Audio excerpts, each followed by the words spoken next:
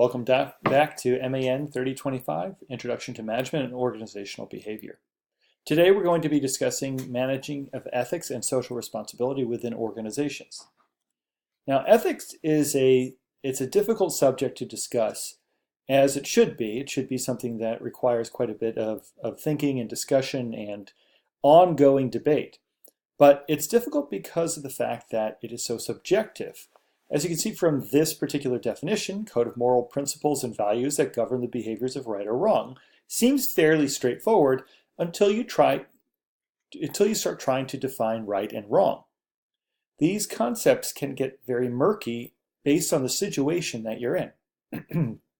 So for example, oftentimes business leaders who have been indicted and convicted of crimes will say that what they did was perfectly legal. They just simply found a better way of doing things.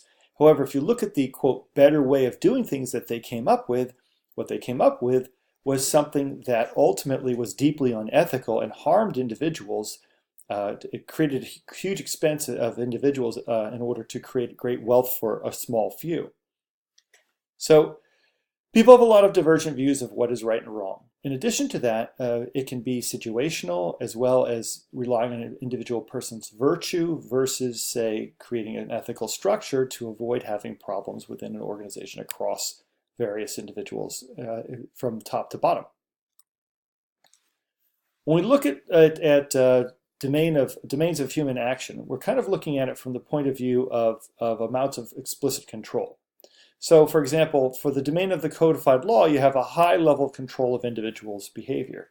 But when we look at free choice and the concepts behind free choice, we're really basing things on personal standards for what people believe is right versus wrong. And in the middle of all this are social standards for how people ought to act based upon the society that they grow up in.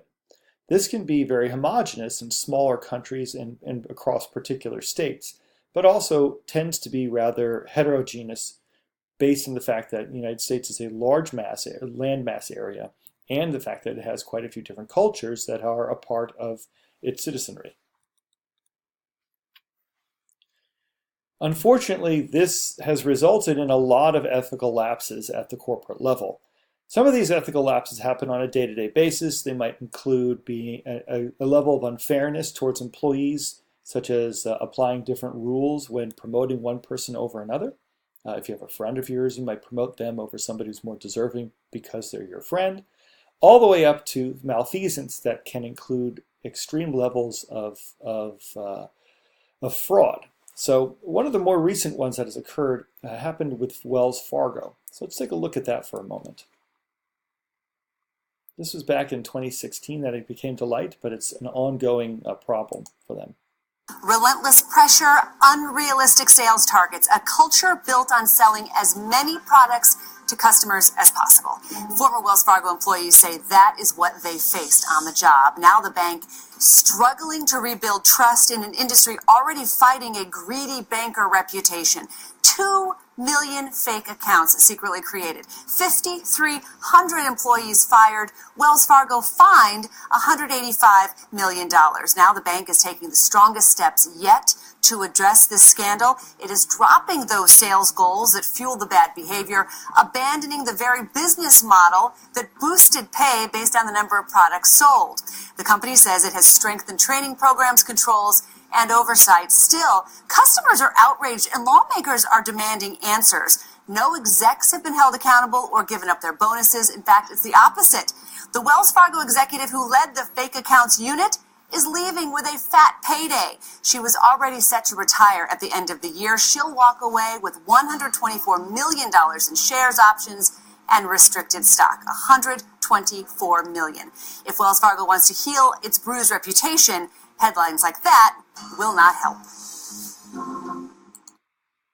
So as you can see, when executives tend to walk away, oftentimes the lower level employees are the ones that get blamed for scandals.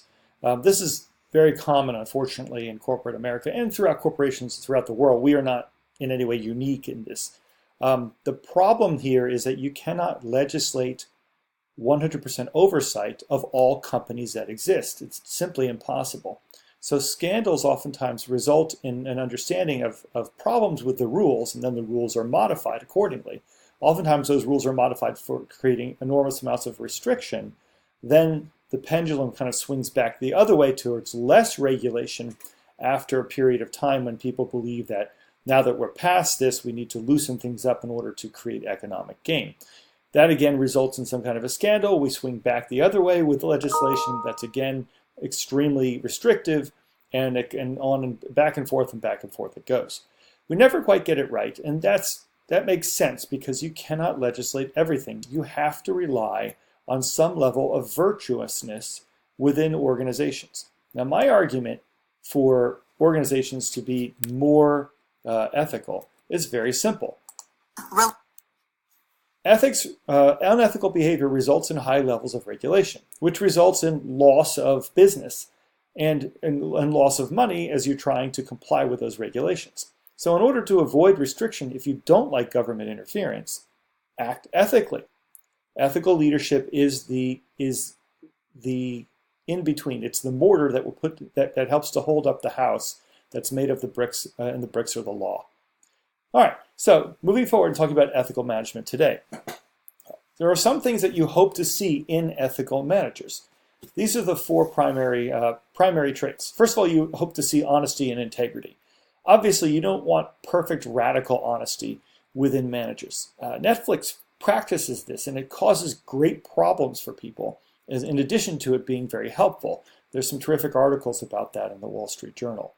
But you do want people to be as honest with you as they possibly can, and at the same time being generous and fair. So you want them to be able to apply rules, for example, evenly across all employees, give people bonuses and met out punishments according to what they deserve. And at the same time, you want to show a level of generosity and understanding of your employees as well as your customers. If your customers are hurting, you don't want to fleece them. If possible, you want to avoid doing that. In addition to that, your behavior needs to communicate your absolute adherence towards ethical codes of conduct.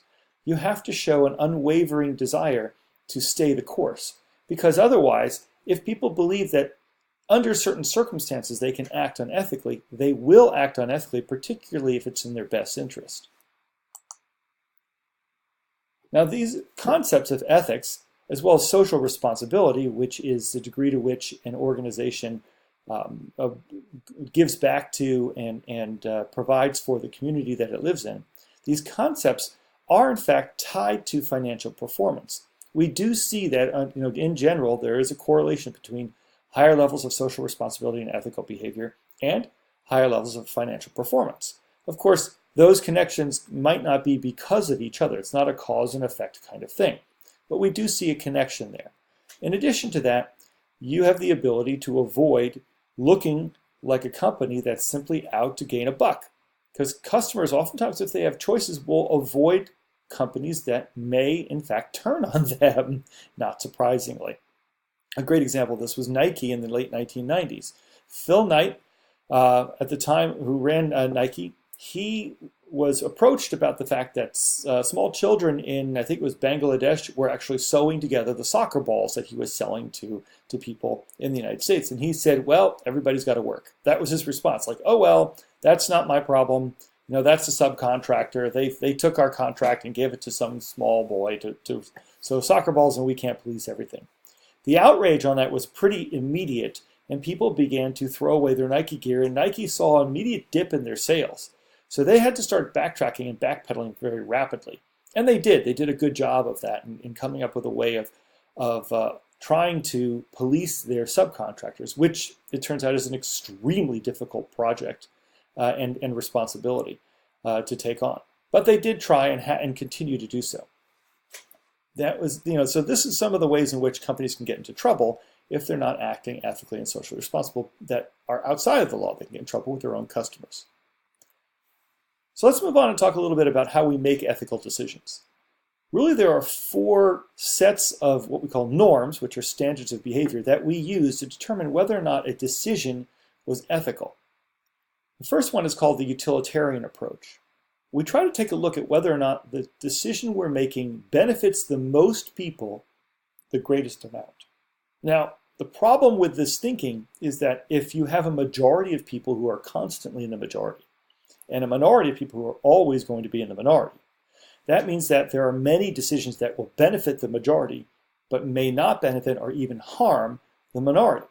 So the utilitarian approach takes none of that into consideration, but nevertheless must be used when creating things like laws and policies, because you have to make a calculation whether or not it's better to have this decision rule in place or this policy in place than nothing. On the other hand, utilitarian approach does not make sense when you're looking at a moral rights situation. For example, the FDA makes it impossible for a drug to continue in its trial form with human trials if, for example, people die or are deeply harmed by the trials. If that information comes out, then you have to inform people who are taking the drug that this is a possibility.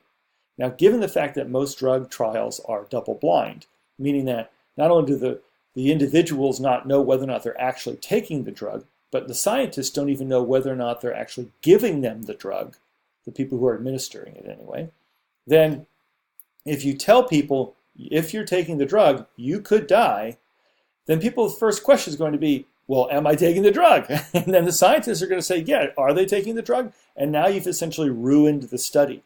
So as a result, millions of dollars get thrown away. There's huge financial incentive not to disclose that information. From a utilitarian approach, it would make sense to continue forward if the drug continues to show positive effects against whatever disease it's trying to fight. On the other hand, from a moral rights approach, it's quite devastating for an individual to say, I would never have taken that if I'd known I would have been that badly injured or could have risked death. What about other approaches? Fairness is a very important concept to individuals in organizations. Now, inside of organizations, we call it justice because the value of fairness actually has two different meanings. Fairness can be about equity or it can be about equality. For example, you might not think that people getting the same bonus, regardless of how well they or how hard they worked or how well they did, is such a fair thing. On the other hand, you would hope that everybody was evaluated using the same set of rules without exception. So everybody, in other words, was on a level playing field when it was determined whether or not they got a bonus. But what that bonus is, in other words, its amount, should be based on how well they did. That's about equity. Equality is about the application of rules. So we call this justice. We call this the application of justice. We have two different kinds, distributive justice and procedural justice. Compensatory justice falls essentially under distributive justice, and we'll talk about that a little bit later. Distributive justice is whether or not you feel that you got what you deserved. Did you get punished too harshly for an infraction that didn't deserve that kind of punishment? Did you receive the amount of bonus that you deserved? Procedural justice is whether or not you felt that you were treated fairly from the point of view of the rules. Were the rules bent in order to help or hinder your ability to gain your bonus, to be promoted, to do whatever? Or were they applied equally across all individuals and similarly across all individuals? Lastly, we have this practical approach. If there is no precedent for what's going on, oftentimes people will take a practical approach and say, well, everybody was doing it. That works to some degree so long as what everybody was doing was in fact virtuous, which again falls into the realm of what's virtuous. We begin asking what's right and wrong about it. The practical approach does get us into a lot of trouble, though, oftentimes. A great example of this happened during the housing crisis. Mortgage brokers said that they could not turn down individuals who were coming to them, even if they knew that those individuals were taking out loans that they could not pay back, because of the fact that the individuals would simply go literally next door to a mortgage broker and get the approval that they were seeking. So mortgage brokers justified this by saying everybody was doing it, and if they really wanted this to change, then the banks wouldn't be approving people. Therefore, it's not my job to tell people, you can't pay this back. This could end up being a problem for you. It's my job simply to provide what the banks are willing to underwrite. So that was a big problem with the mortgage crisis that occurred about 10 years ago. Actually, exactly 10 years ago was when all of this came to light. All right, so we will finish up during video number 2 talking about ethics and social responsibility.